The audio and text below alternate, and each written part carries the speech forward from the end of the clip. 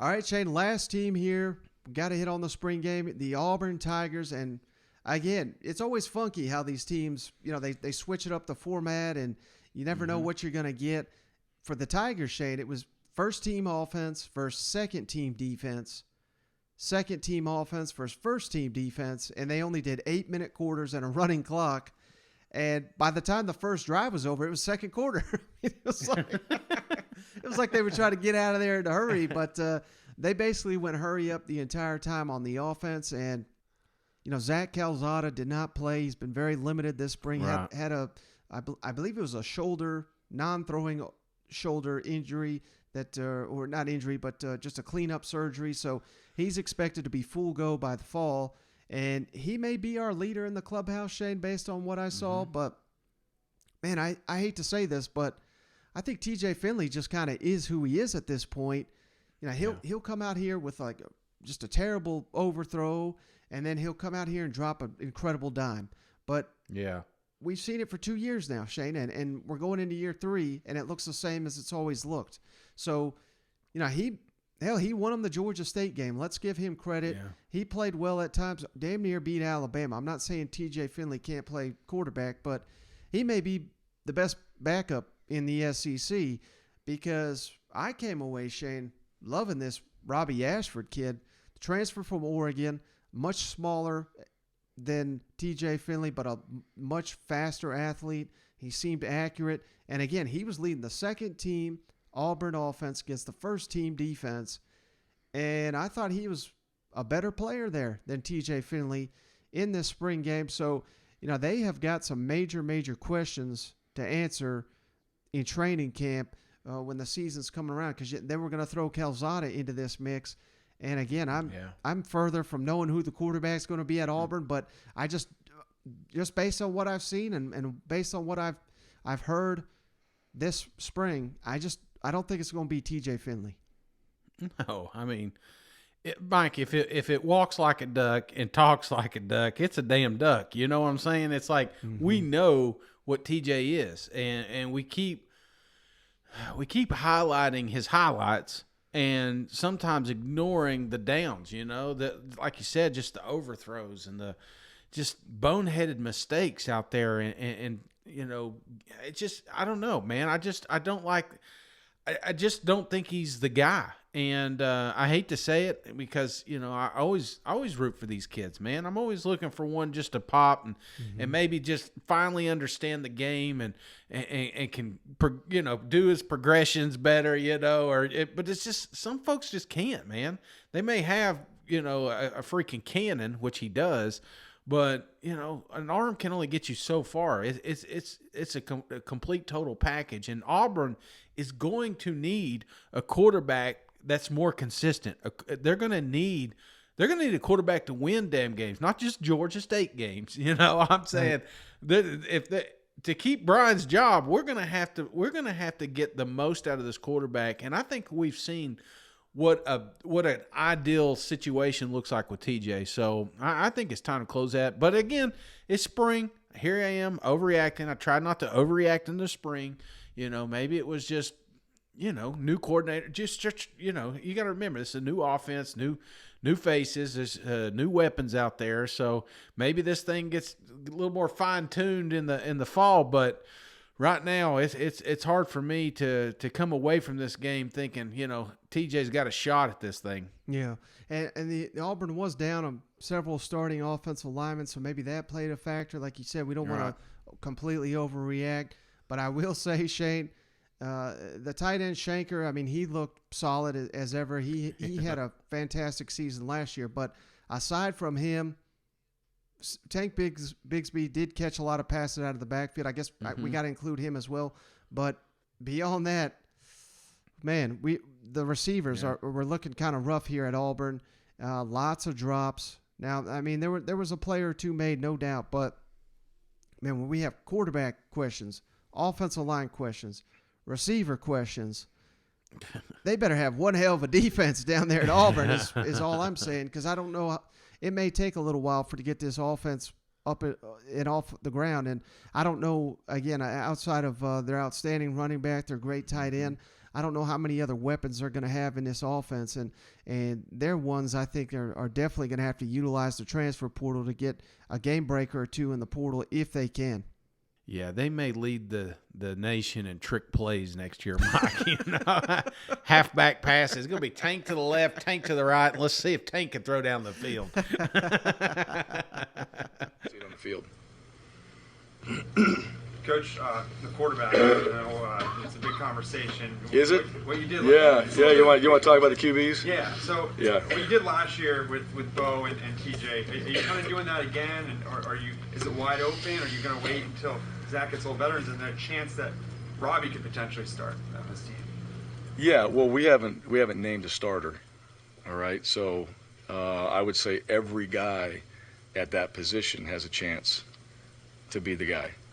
And so, at least as far as I know, we haven't named one, and that's okay. And those guys know that. That's not a knock on any one of them.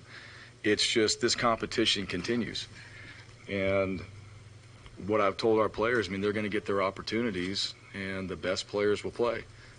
That's how it should be. So, and what we did last year, or the perception of that, is really has no impact on what we're doing moving forward.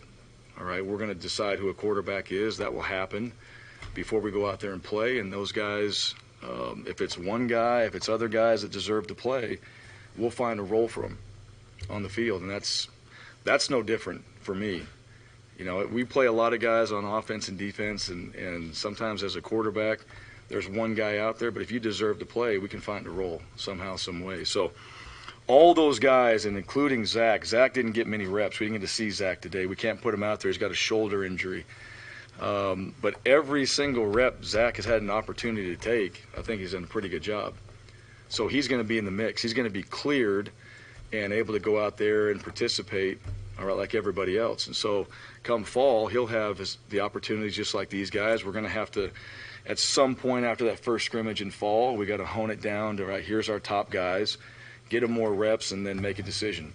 And when we do, we'll name a starter, and then that doesn't mean that other guys won't have a role somewhere on this team.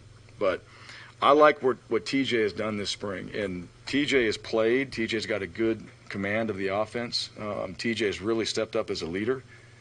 It was good to see Robbie go out there and play. Robbie's learning a whole new system. Robbie played baseball. This is the first time just playing football, and he's learning something new. He was at Oregon before. You got Zach coming in. He played at A&M. He's learning.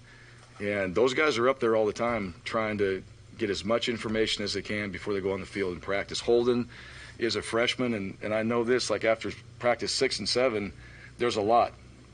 It's a lot to digest. And even Holden went out there today and just clipping down the field, made a great throw at the end.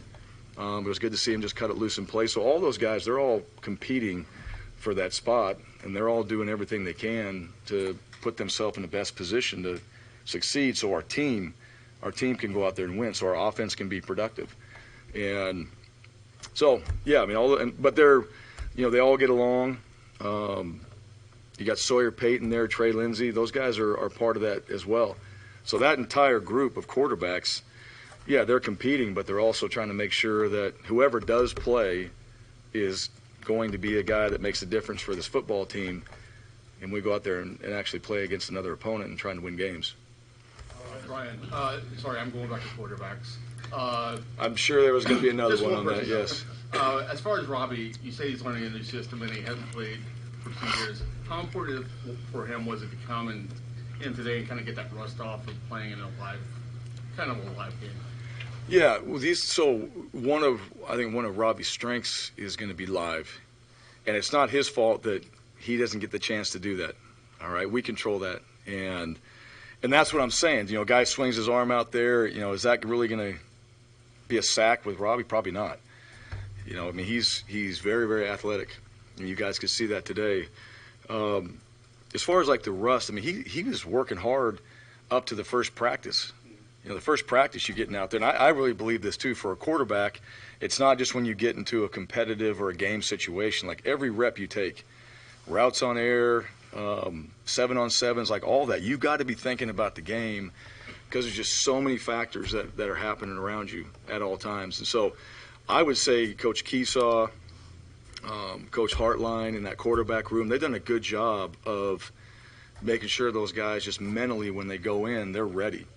They're focused, and I get it. It's hard it's 7-on-7. I don't have anybody rushing me. I got kickers out there with bags on their hands to get yourself in that game mode. But I think our guys did a pretty good job of that. And then today, just going out there and playing, it was good. He did some good things. Got the ball out of his hands, made some good throws. You got to rush, simulating, hey, playing real football and what he would do. I thought he did that today in those situations. I'm sorry, far right.